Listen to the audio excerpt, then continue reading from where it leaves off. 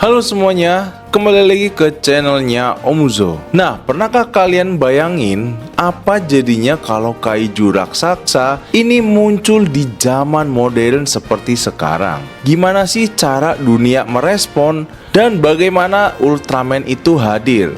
Bahkan bagaimana juga militer Indonesia menghadapi ancaman yang sebesar itu? Yuk, mari kita bahas tuntas di video ini. Jangan lupa like dan subscribe biar kalian gak ketinggalan bahasan seru lainnya.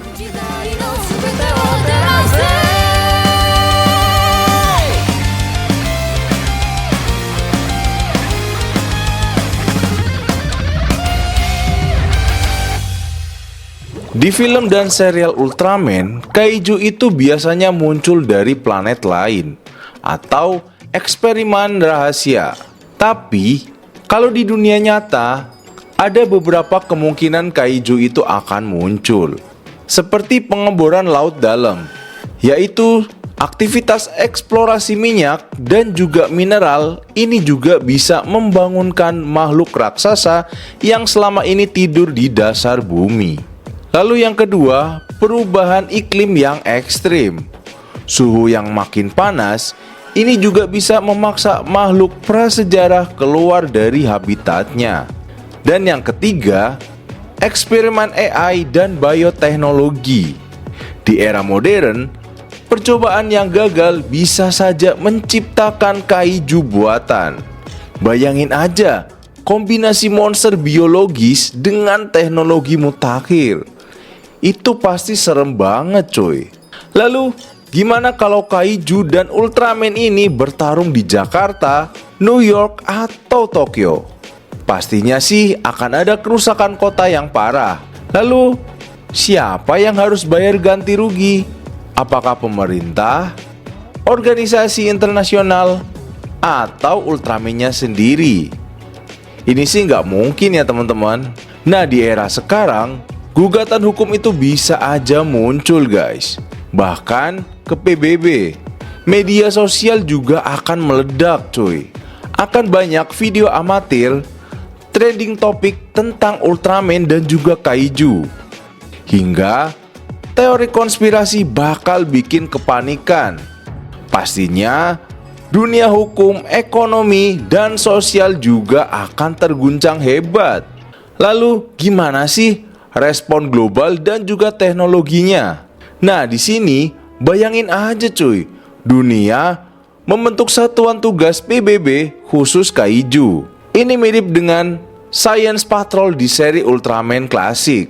Dengan satelit canggih, radar laut dalam, drone tempur yang bisa memantau setiap pergerakan kaiju. Nah, negara-negara besar seperti Amerika, Jepang, dan Tiongkok pasti langsung mengarahkan robot tempurnya guys. Bahkan militer pun bisa membantu Ultraman untuk menjaga bumi. Lalu gimana dengan Indonesia? Nah, jangan salah nih, Indonesia juga punya kekuatan militer yang cukup tangguh. Seperti KRI terbaru dengan rudal anti kapal yang bisa dipakai untuk menghadang kaiju di dasar laut. Jet tempur seperti F-16 dan Sukhoi yang dapat melakukan serangan udara, serta rudal pertahanan udara NASAMS yang baru dimiliki juga bisa jadi lapisan pelindung kota.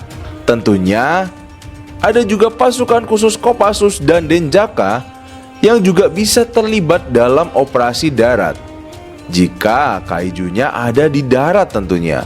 Ya, tentunya sih ini dibandingkan sama kekuatan Ultraman masih jauh beda guys.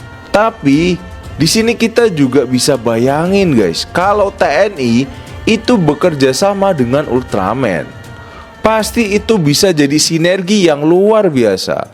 Jadi bayangin aja guys, kalau kaiju itu benar-benar muncul hari ini, pastinya dunia bakal ngadepin tantangan hukum, sosial, teknologi, bahkan geopolitik. Tapi di tengah-tengah kekacauan itu muncul sebuah harapan, yaitu adanya Ultraman sebagai pelindung bumi. Nah, pertanyaannya nih, kalau benar Ultraman bertarung melawan kaiju di era modern seperti sekarang, apakah umat manusia akan siap? atau justru malah jadi korban sampingan? Nah, kalau menurut kalian, apa sih strategi yang paling efektif buat Indonesia menghadapi kaiju? Tulis pendapat kalian di kolom komentar ya. Jangan lupa buat like, share, dan subscribe. Sampai jumpa di video berikutnya.